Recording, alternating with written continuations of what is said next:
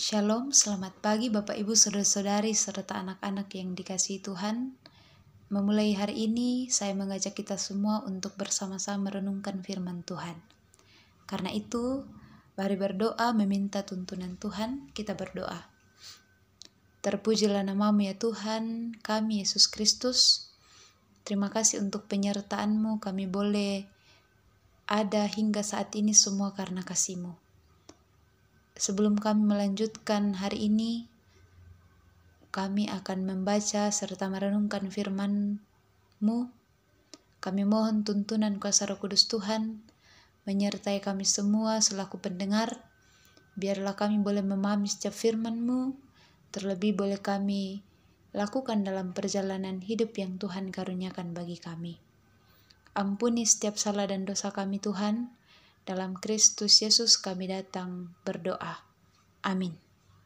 Bapak Ibu Saudara-saudari, bacaan kita hari ini sesuai Renungan Harian Toraja edisi 9 Juni 2025 dari 1 Korintus pasal 2 ayat 1 hingga ayat yang ke-11. 1 Korintus pasal 2 ayat 1 hingga ayat yang ke-11. Saya membacakannya bagi kita semua. Firman Tuhan, demikian juga ketika aku datang kepadamu saudara-saudara. Aku tidak datang dengan kata-kata yang muluk atau dengan hikmat yang tinggi untuk menyampaikan rahasia Allah kepada kamu. Sebab aku telah memutuskan untuk tidak mengetahui apa-apa di antara kamu selain Yesus Kristus, yaitu Dia yang disalibkan.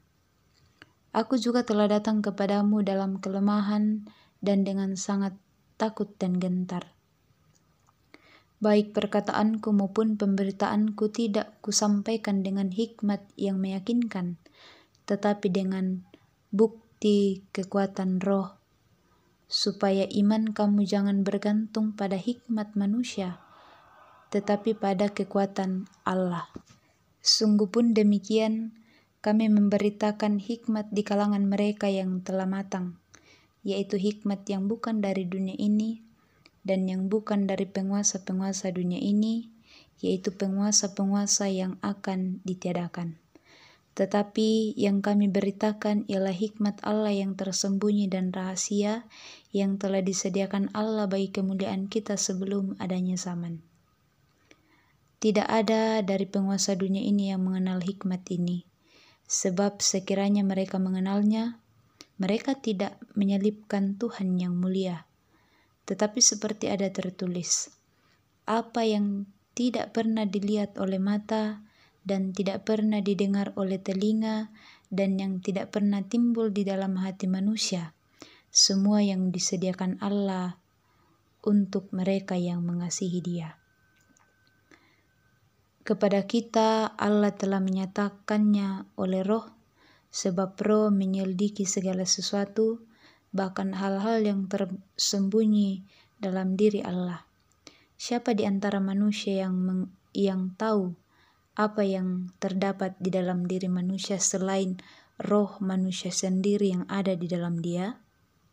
Demikian pula lah tidak ada orang yang tahu apa yang terdapat di dalam diri Allah selain roh Allah. Amin. Perenungan kita, bacaan kita saat ini, tema yang akan kita renungkan adalah roh yang memberi kekuatan. Roh yang memberi kekuatan. Pada bacaan kita Bapak Ibu Saudara-saudari, kekuatan dari Roh Kuduslah yang diakui Paulus yang bekerja setiap kali ia menyampaikan dan memberitakan Injil Kristus. Paulus menyadari kelemahan dan keterbatasannya. Bahkan ia katakan bahwa ia takut dan gentar. Tetapi ia meyakini bahwa kekuatan rohlah yang memungkinkan itu terjadi. Dan sekaligus ini menjadi pengingat bagi jemaat di Korintus pada saat itu, agar mereka tidak mengandalkan kekuatan atau kecerdasan sendiri, melainkan mengandalkan kekuatan dari Allah melalui rohnya. Paulus menyampaikan itu kepada jemaat di Korintus menjadi kesaksian hidupnya. Bukan hanya dikatakan sebagai dorongan semata bagi jemaat Korintus dari Paulus, tetapi itu dihayati dengan iman bahwa Paulus tidak mahir dalam merangkai kata-kata yang indah, tetapi karena rohlah yang memberi kekuatan itu, yang memampukan dia mewartakan dan menyampaikan setiap firman, mempersaksikan Kristus. Nah, Bapak Ibu Saudara-saudari yang sama dikasihi Tuhan, hikmat yang benar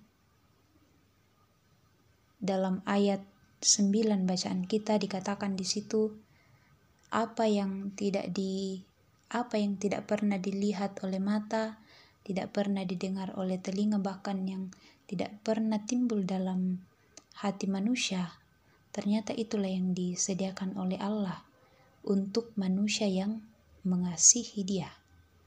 Artinya bahwa segala sesuatu yang disiapkan oleh Allah itu tidak pernah diketahui sebelumnya oleh manusia. Pikiran kita sebagai manusia tidak menjangkau pikiran Allah, sehingga apa yang disediakan oleh Allah tidak kita ketahui. Seperti yang dialami oleh Paulus. Paulus menyadari dirinya tidak ada kekuatan yang memampukan dia, tidak ada kekuatan pribadi dalam dirinya untuk memampukan dia mewartakan Injil, tetapi hanyalah oleh kekuatan dari Roh Kudus itu. Seperti itulah kita juga, Bapak Ibu Saudara-saudari. Ketika kita dalam menjalani hidup, kita akan selalu membutuhkan tuntunan Tuhan. Kita ini adalah manusia yang terbatas. Jelas dalam ayat 9,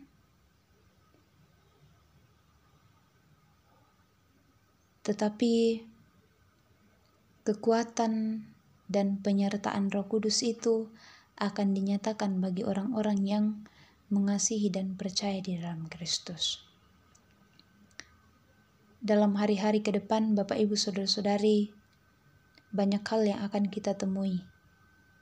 Apakah itu membahagiakan kita, mengecewakan kita, kita membutuhkan kuasa Roh Kudus untuk memberi kita hikmat, memberi kita penguatan, memberi kita dorongan, menopang kita, agar kita mampu untuk terus bertahan dalam kebenaran di dalam Kristus. Mungkin sering kali kita mengandalkan apa yang ada pada diri kita. Tetapi melalui firman Tuhan hari ini, selaku umat yang percaya di dalam Kristus, kita diajak untuk mengandalkan kuasa Roh Kudus. Sehebat apapun kita, sekuat apapun kita tidak ada apa-apanya ketika Tuhan jauh dari kehidupan kita. Kita memiliki kelemahan, keterbatasan. Karena itu kita membutuhkan suatu roh yang dapat memampukan kita. Karena dunia ini begitu banyak hal-hal yang akan kita hadapi. Tetapi mari belajar dari Paulus bahwa ia tidak mengandalkan dirinya sendiri, bahkan dengan kerendahan hati ia menyadari bahwa ia pun terbatas dan lemah dalam melakukan hal-hal yang dipercayakan kepadanya. Tetapi ia sepenuhnya percaya akan kuasa Tuhan. Begitupun dengan kita, banyak tanggung jawab yang diperhadapkan kepada kita.